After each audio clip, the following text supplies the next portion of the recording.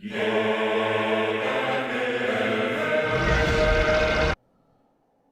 up YouTube, this is Jason Undisputed back here again, this time with another deck profile video.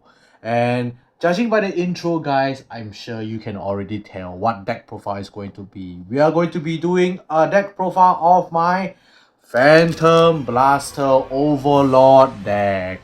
Yes, you guys have been requesting me to do a Phantom Blaster Overlord deck profile for a while now, ever since after I came in top 16 with Phantom Blaster Overlord. You guys keep commenting down on my videos, commenting down, hey, when are we going to get a new Phantom Blaster Overlord deck profile? And are you going to do a deck profile after DZAC PT06, yada yada yada? Well, guys, the time has come. You asked for it, here it is. So now, let's do the deck profile of my Phantom Blaster Overlord deck. So we're gonna start with the right line first. So for the right line, nothing has changed. We are still running full bow, the grade 1 Odin, the grade 2 Blaster Dark, and Phantom Blaster Overlord. So right line, no changes. We now say, and of course the 10 secret SP of Phantom Blaster Overlord. Still the best Phantom Blaster Overlord I got. Alright, so for the grade 3s, we are running 3 Phantom Blaster Overlords for Persona Ride. Then 3 Phantom Blaster Dragon. Hey, remember him? Yes, he's back. And then 1 of the new Fire Regalious Peace Order. The card is literally called Fire Regalious, guys. So yeah. So the grade 3s, as you can see, Phantom Blaster Dragon is back. Why? Because Phantom Blaster Dragon gives you a crit. That's it. That's enough reason why we run Phantom Blaster Dragon. And of course, there are ways to shove Phantom Blaster Dragon into the soul as per usual. There are cards inside the deck where we run to put it into the soul, and I will go through that later. So PBO, no changes because it's Persona, right? You have to play 3 extra. And then this card, why am I running this new Regalious Piece? Well, because this card is actually pretty good. So basically its effect is you can bind it from the drop or your hand, and then you can check top 5 cards of your deck. If you reveal a card, add it to your hand. If you did not reveal a card, you draw 1. Then if you reveal a card, activate according to what card you revealed. If it's a glitter card, you can add that card to your hand. If it's a non-glitter card and the card that you added is a grade less than your Vanguard, you can superior call it. So yeah, so this card main purpose is just to check top 5, add anything you want, and you get to superior call the card because we do not run any glitter cards in this deck. So this card is just mainly for superior call. And the best part, it lets you activate from the drop as well. So if you discard it for right deck, you can actually use it by binding it from drop. So yeah, it's a grade 3 order. So yeah, very good. The brand new order from the latest DZAC DT06. So yeah, that's our grade 3s. Okay, for the grade 2s. Grade 2s, we run 1 Blaster Dark, more extra Blaster Dark. So this is the non-right deck one. Then 4 Kriduna, the promo as per usual. Then 3 Spiral Cutie Angel.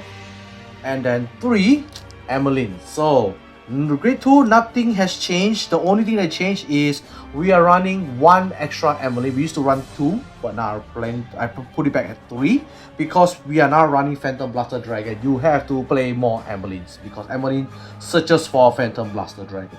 So yeah. Then Spiral Cutie Angel still has not changed because this card is just too good. Soul Blast, return it back to the bottom of the deck, draw 1, and then on call, if you Persona right, counterblast 1, check top 2, add 1 card to your hand, the other one to top or bottom of the deck. So yeah, it stacks your deck very good. Then Kriduna, don't explain why this is the card. It lets your Blaster Dart get to drive check. So yeah, 1 extra Blaster Dart because you know I like to do my 6 drive checks. So yeah, that is the grade 2s, so not much has changed. Then we move on to grade 1s. Now this is where the interesting part comes. So for grade 1s, 4 of the dragon from the festival booster. Obviously this card is important for the deck. Then we run 4 Senegal, 1 cat, then 4 perfect guards, obviously because it's perfect guards, and it's 4 Esras, 3 Ezras, and of course 1 Elementaria. And then we have a brand new card, the card that you guys have been requesting me to put in my deck. It is here. So we have 3 copies of Battle Sister Cocoa. So for grade 1s, nothing has changed. The only thing that we added new is of course Battle Sister Cocoa. So what does Battle Sister Cocoa do? Very simple. If your Vanguard has a clan and only 1 clan and you do not have cards in your G zone, it gets these effects. On place on Rearguard Circle, cost put a card from your hand into your soul. Then check the top 2 cards of your deck. Add 1 of them to your hand and then the other one to the top of your deck or into your soul. If you put that card into your soul, it gets power plus 5k. Second ability, if your opponent drive checks or damage checks a trigger, this unit gets power plus 10k and 10k shield, which is really strong. So yeah, this card can literally become an 18k booster or a 15k guard if your opponent manages to get a trigger. This card is super strong, and the best part, its second skill doesn't rely on your opponent's Vanguard to be grade 3. You can literally call this on first turn. You can add 1 card from your hand to your soul, then check the top 2, put 1 of them to your hand, and then put 1 at the top of the deck or into your soul. So yeah, this card is really good. This is the reason why we play back Phantom Blaster Dragon, guys, because this card is the one that lets you shove cards from your hand or the top of your deck into your soul. So, and the best part, technically lets you put Phantom Blaster Dragon into your soul twice, because if you call this, if you have Phantom Blaster Dragon from your hand, you can put it into your soul. If you don't have, you can put a card from your hand into your soul. Then if you're lucky, you check the top 2, you see a Phantom Blaster Dragon, you can shove it into the soul, and then the other one into the top of the deck or into your soul. It's up to you. So yeah, very strong card. I only played 3 because I don't have the last space to play 4. I can actually remove the cat and just play 4 of this, but I still find cat is pretty useful. That's why I still play cat. But yeah, for now 3 copies is enough. But if I can find space to play 4, I will obviously play 4. This card is just too good. And one thing to take note, guys, about this card. This card for the last skill, the guarding skill. Let's say your opponent attacks you for 13k Vanguard and use this to guard for 5k. Your opponent drive checks the trigger, gives all the power to his Vanguard, but it doesn't hit because why? She instantly gains a 10k shield just like that because your opponent drive checks the trigger. This card is insane, very strong. So yeah, that is the grade 1s. Then for the triggers, we are running 8 crits, 3 draws, 4 heals, and 1 OT. And the OT we are playing the yellow OT. Why yellow OT? Because this card is actually insane. So this card lets you plus a lot. Checking it, for each 2 open rearguard circles and guardian circle your opponent has, you can draw a card, and then after that retire all of your opponent's units in the guardian circle and rearguard circle. So this card basically is a board wipe plus shield retirer. So yeah, this card is really strong. So let's say for example, your Blaster attacks with a dry check, then your opponent guards for no pass, like not even a trigger to hit. You dry check this over trigger. You can actually give the 100 million power to your other rearguard, and then the attack will hit because of his skill, because he retires all units in the guardian circle. Opponent cards in the guardian circle just automatically gets retired, just like that. It's that good. And then the best part, the attack goes through because your opponent's lost all his guarding cards. So yeah, that's why I run this OT.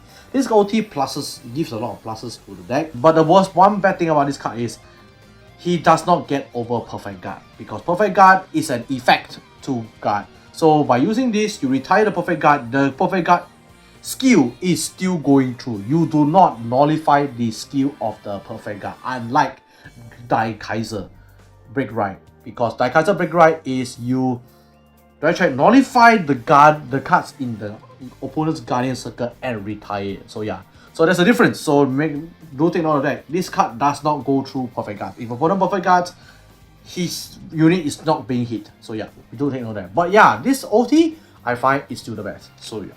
So that is our grade 0s. So yeah, that is the deck profile of the Phantom Blaster Overlord deck, guys. Hope you guys enjoy. I'm not gonna do a combo video because I'm pretty sure you all already know the combo of Phantom Blaster Overlord. I did 3 deck profiles of Phantom Blaster Overlord. So yeah, I don't need to teach you anything else, guys. We are not running anything new. We're just running the Coco as a new card, and that card is pretty straightforward. It's just a deck manipulation and shoving cards from your hand into your soul, so that you can shove the Phantom Blaster Dragon into your soul, so your Phantom Blaster Overlord gets a crit right now. So yeah, the crit pressure is back for this deck. That's it, guys. But yeah.